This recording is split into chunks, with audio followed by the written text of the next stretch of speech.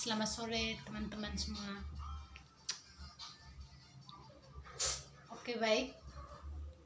Ketemu lagi bersama saya Yuliana Ratnadiman dengan NIM 1803030016, kelas A, semester 7, Fakultas Ilmu Sosial dan Politik Universitas Nusa Cendana, Kupang, jurusan Sosiologi. Oke, baik, pada video kali ini saya akan membahas materi tugas perencanaan sosiologi terapan dengan judulnya Perencanaan Kota Melawan Kemiskinan. Perencanaan kota dilaksanakan di Eropa dan Amerika Utara selama abad ke-19 dengan tujuan membawa ketertiban dan koherensi yang mengalami seluruh revolusi.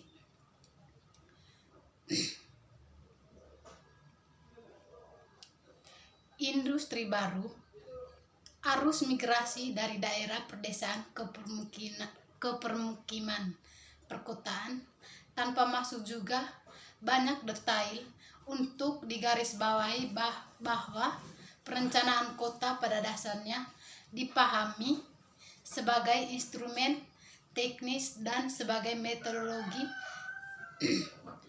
spasial untuk mengatur ruang tanpa terlalu memperhatikan masalah sosial.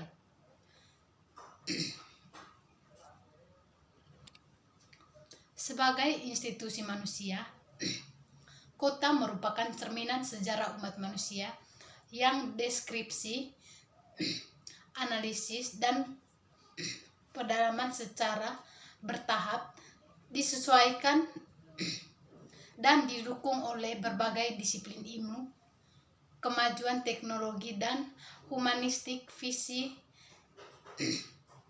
dan morfologi kota. Dalam general ini adalah daerah dengan tingkat pertumbuhan penduduk tertinggi, namun mereka otoritas perkotaan paling menderita karena kurangnya sumber daya keuangan dan manusia untuk mendahului dan mengatasi masalah ini. Masyarakat juga menghadapi hambatan besar dalam hal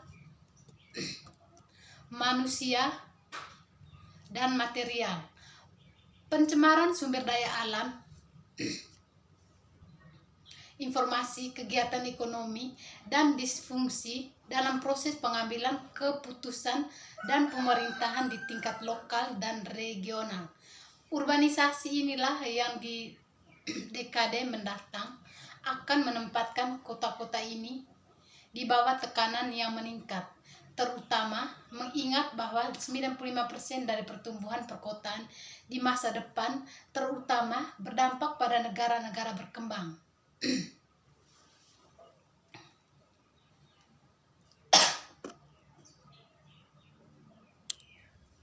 Indonesia saat ini jumlah penduduknya telah mencapai sekitar 250 juta dan pada akhir 2019 diperkirakan akan menjadi 720 juta jiwa dengan jumlah kelahiran setiap tahun mencapai 4 juta.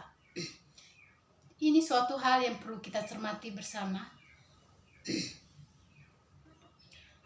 Lajunya urbanisasi yang tinggi akan berpotensi menimbulkan ketidakteraturan pertumbuhan permukiman di kawasan perkotaan. Perencanaan kawasan perkotaan harus bersifat komprehensif dan tidak reaktif agar persoalan yang diselesaikan tidak hanya untuk saat ini, tetapi bisa mengantisipasi permasalahan yang akan dihadapi oleh generasi berikutnya. Baik, di sini juga saya akan menjelaskan berkaitan dengan fakta perkotaan. Saat ini mayoritas penduduk dunia sekitar 54% tinggal di daerah perkotaan. Meskipun tren ini tetap sangat bervariasi tergantung pada negara dan benua.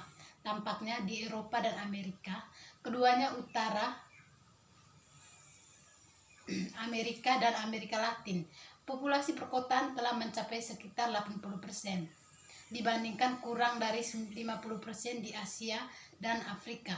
Namun di dua wilayah terakhir ini, 90% dari proses transformasi perkotaan dunia akan berlangsung dan memiliki dampak terbesar di ruang hidup, kegiatan ekonomi, budaya, gaya hidup, dan mobilitas. Sementara perbedaan yang cukup besar ada di antara negara-negara.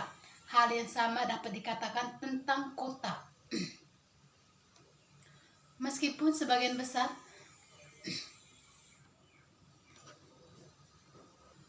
dengan mempertimbangkan dimensi lingkungan, ekonomi, dan sosial dari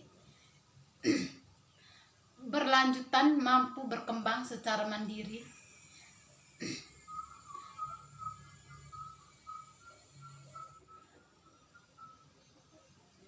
kami berpendapat bahwa perjuangan melawan kemiskinan dan ketidakstabilan adalah benang merah dan tantangan terbesar untuk menciptakan kota inklusif yang berkelanjutan.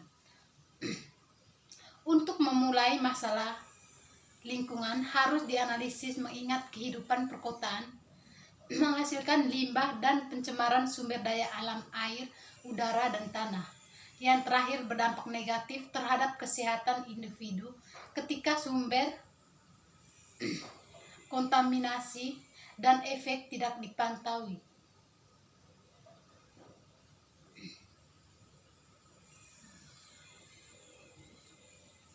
Di negara-negara selatan dan utara, kota adalah bergerak ekonomi sebagai rumah bagi separuh dari populasi dunia. Mereka menyumbang 80% dari PDB global. Dalam negara berkembang, ekonomi ini berpasangan dengan proporsi yang tinggi pekerjaan informal, sumber utama ketidakamanan, jauh dari ruang transisi antara ekonomi perdesaan dan perkotaan. Ekonomi informal merupakan bagian utama dari globalisasi dan pemasaran yang berjalan dengan sektor industri modern.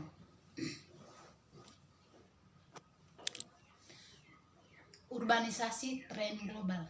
Sejak tahun 1990, dunia telah melihat peningkatan populasi di daerah perkotaan bukanlah hal yang baru, tapi tak henti-hentinya dan telah ditandai dengan peningkatan yang luar biasa dalam penyerapan jumlah penduduk perkotaan. Pada tahun 1990, dunia hidup di daerah perkotaan. Pada tahun 2015, ini telah tumbuh menjadi 54%. Pertambahan penduduk perkotaan belum merata di seluruh dunia. Daerah yang berbeda telah melihat perkotaan mereka populasi tumbuh lebih cepat atau kurang cepat, meskipun hampir tidak ada wilayah di dunia dapat melaporkan penurunan urbanisasi. Pada tahun 1950, populasi dunia adalah perkotaan. Pada tahun 2050, dari dunia penduduk diharapkan menjadi perkotaan di wilayah yang paling urban, termasuk utara Amerika. Pembangunan perkotaan berkelanjutan. Yang dimaksud di sini, pembangunan yang kita lakukan harus menyadari bahwa generasi yang akan datang akan dapat menikmati apa yang kita rasakan saat ini. Ini berarti kemajuan yang dihasilkan dari interaksi aspek lingkungan hidup, dimensi ekonomi, dan aspek sosial politik sedemikian rupa, masing-masing dapat menjamin kehidupan manusia yang hidup pada masa kini dan masa yang akan datang, dan disertai akses pembangunan sosial ekonomi tanpa melampaui batas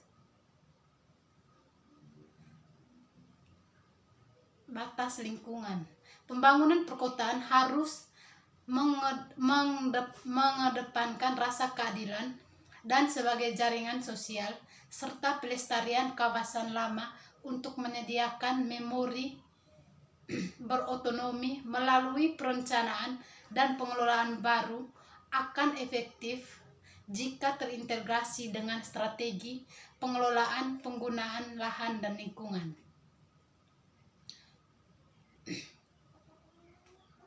Oke, baik, sekian dari video yang saya buatkan di atas. Semoga video ini bisa bermanfaat untuk kita semua. Dan untuk teman-teman, jangan lupa like, komen, dan subscribe. Selamat menyaksikan.